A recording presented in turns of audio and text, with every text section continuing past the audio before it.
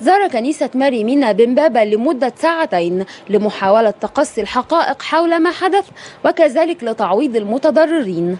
نيجي نشوف الواقع ونسمع الناس عشان في تقاريرنا وتحليلنا اللي هنبعتها لكل الجهات المختصة يكون عندنا علم بالحقيقة، بندور على الحقيقة، ولما ننتهي لحاجة هنبعتها لكل الجهات المسؤولة عشان تلاشي الأسباب ومحاولة العلاج الحاسم وتطبيق القانون وليس التصالح كده السطحي. حكينا الموضوع بالتفصيل على أساس إن احنا بس تبقى فيه حلول، بس مش من الحلول اللي هي الحلول الدارجة قبل كده يعني، لا حلول تبقى حلول جذرية، يبقى فيه مش مجرد أحضان وإنما هيبقى فعلا فيه حلول بناء على إعمال القانون. احنا عندنا 9 محلات وفي شقق وفي كنيسة وفي قهوة وفي عربيات النهاردة وفي عربيات النهاردة قالوها دلوقتي. كل الحاجات دي المحافظة احنا قلنا هتتعوض بالكامل وفي مبلغ اترصد للكلام ده. حالة من التلاقي بين ما يطمح إليه المسؤولون وما يريده الشارع.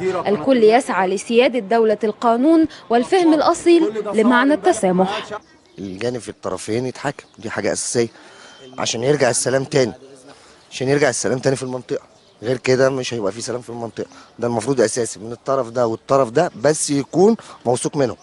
المفروض في قانون، القانون بيمشي على الكبير وعلى الصغير، قانون يمشي على المسيحي وعلى السلفي وعلى المسلم وعلى أي حد. كل مرة بيحصل كده، يعني احنا متوقعين هيحصل تاني. لازم القانون يتنفذ. ايه اللي حصل؟ ينفذ عليه القانون. احنا بنطلب القانون يتنفذ زي ما هو حذافير القانون، اللي حرق يجيبوه ويتعاقب ويطلع في الاعلام يقولوا ده اتعاقب، ده اللي اتعاقب ليه؟ أحداث مبابة واقع مؤلم تكرر لاقتصار الحل على جلسة صلح عرفية دون البحث عن كيفية القضاء على المشكلة الطائفية من جذورها.